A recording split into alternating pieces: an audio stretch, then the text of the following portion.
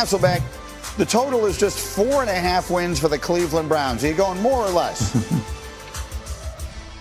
Well, more, and Greeny, I think you kind of alluded to it there. Like, it's just so low. You know, the fact that you look at the Browns a year ago, 4 of their losses were one-score games. So I'm not saying it's going to be more than 5, but I think the total being so low, I do think, you know, they'll have stable quarterback play, you know, for much of the season. I think part of that's how they coach offense. And I think it'll be a good defense, still led by Jim Schwartz. Okay, so Tim, let me start with you here, because obviously the story of the draft was the slide of Shedeur Sanders all the way into the 5th round. And I have not gotten your perspective on it through a quarterback's eyes. I have my own theory on how it turned out for him.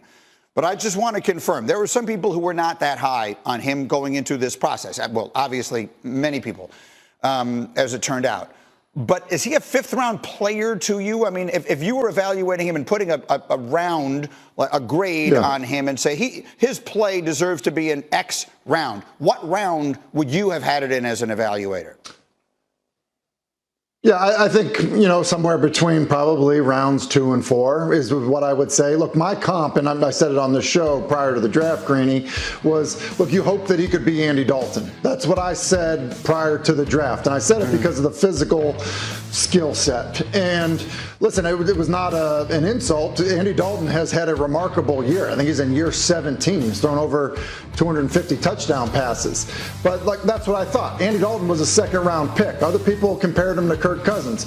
Kirk Cousins went in the 4th round, I believe. So I just think that, you know, from a physical ability perspective, look, he was not a 1st-round prospect in my eyes. And I think many people felt that way. Now, his tape and production, I think it's fair to say, you know, look, rounds 2 instead of round 4 could make sense for a lot of people. That's my point. Okay, so that confirmed what I believe, that he was probably a 2nd-round caliber player. And let's use Andy Dalton. Dominique, I would suggest that a young Andy Dalton would easily be the starting quarterback on these Cleveland Browns. I look at the room that he's walking into. Joe Flacco, who is 40 years old, he too has had a terrific career, but he's 40 years old. Deshaun Watson is never playing there again. Kenny Pickett is on his 3rd team in 3 years. I know Dillon Gabriel was drafted ahead of him, but literally not one evaluator I know had Dillon Gabriel ranked ahead of Shedeur Sanders. He fell for entirely other reasons.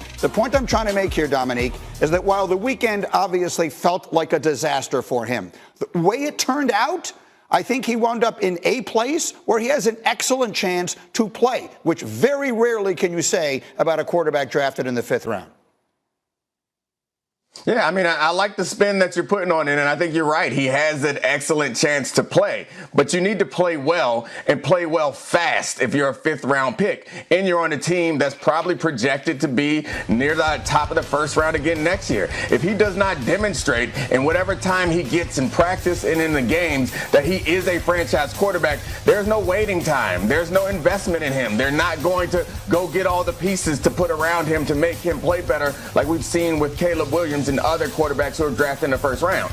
If he does not show that he is the franchise quarterback in this season at some point, they're drafting another quarterback in the 1st round next year. So I think you're right. He has a good chance of getting on the field, but he does not have a long leash or a lot of time to prove that he's the quarterback for this team for years to come. I guess that's true based on the place that he was drafted. But if he had been drafted in the 2nd round, we'd be talking about him right now as the starting quarterback of this team. And he's the same guy, right? He didn't play a football game over the last 3 months. He wasn't drafted in the 2nd round. No, I understand that. That's the thing. It's like, be legendary. Don't think he's their starter this year? I don't know if he makes the team this year. I don't know if we could say that. He's the 5th-round pick who is the 4th quarterback on the depth chart right now. And the same insular world that told him to be legendary and you're a 1st-round pick and don't be a combine, workout guy and don't do the Senior Bowl and don't do it. I would hope someone is like, all right, let's reset this and say it's going to be a little different right now. The path has changed, and everyone's assuming that that their light has gone off and he's going to just come in and just be like, all right, I'm going to be a backup, be seen, not heard. I want to do everything I can to make this team. We don't know that. Well, so I think it's, yes, his ability. That's what's all along. It's what's reality, and if he gets to Browns camp and isn't willing to be the first one in, the last one out, and isn't willing to prepare the others like Dillon Gabriel will, We don't even know if he's going to make it for week 1. Tim, I have a moment left. Go ahead, finish it up. What is your expectation? Yeah, well, Peter's exactly right. It's not a lock that he makes the roster, out of camp. Look at 5th round, picks. They don't always make the team right out of camp. But I would say this, Greeny, to your point, if you're a 5th round pick, especially a quarterback, you're looking for any glimmer of hope for an opportunity to have an impact, prove to people that you can play. Any glimmer of hope. And so to your point, the glimmer of hope is this. Joe Flacco hadn't started an entire season since 2017.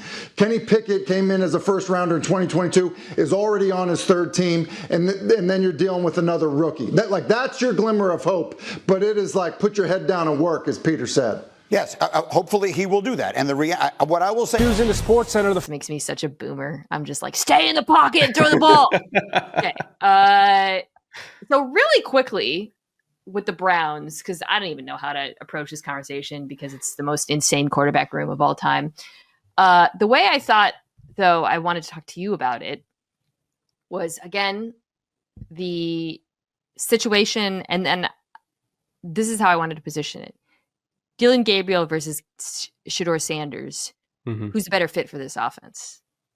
Because unlike these other teams, certainly the Kellen Moore aspect of it, we know what a Kevin Stefanski offense looks like. We know what he wants it to look like. So I think there's actually, you can have like an interesting discussion about who is a better fit. But first we should talk about the situation really quickly. This receiving group. Judy, Tillman, Rash. Yes. They drafted Harold Fannin Jr., who joins Dave Njoku. They drafted 2 running backs, Quinshon Judkins and Dylan Sampson, both of whom I like. Offensive line is DeJuan Jones, Bitonio, Posich, Teller, Conklin. They assigned Kevin Jenkins. This is not a good offense, man. And I think that's also why they didn't draft a quarterback high. Yeah. Because who's gonna succeed with this? They also could have a receiver. Did you really have to take 2 running backs? Could have drafted an offensive lineman. I don't understand their draft, whatever. I think taking the 2 running backs is a signal of we will run the ball 40 times a game, whether it's working or not, because we have to. That will be their identity. I wrote this is almost like kind of the Niners in 20. I was trying to come up with the years. Definitely pre-CMC Niners. I think they're going for, let's just get some big bodies on the field, add to running backs and tight ends. It's going to be a wide zone run game. Although Sampson is, it's a different, maybe, I don't know. Maybe they're going to mix it up. Play action off of that. Yeah, I wouldn't feel great about any of these quarterbacks slotting in here, to be honest. I will say, if Gabriel is playing, and I don't know if he will be, you almost have to do a bootleg heavy game plan for him so he can see. Because I was out there at the Elite 11 last summer before Gabriel's last year in college. And he was one of the counselors at Elite 11, and he was going through a throwing session. I thought he was one of the high school kids. I was like, man, this kid's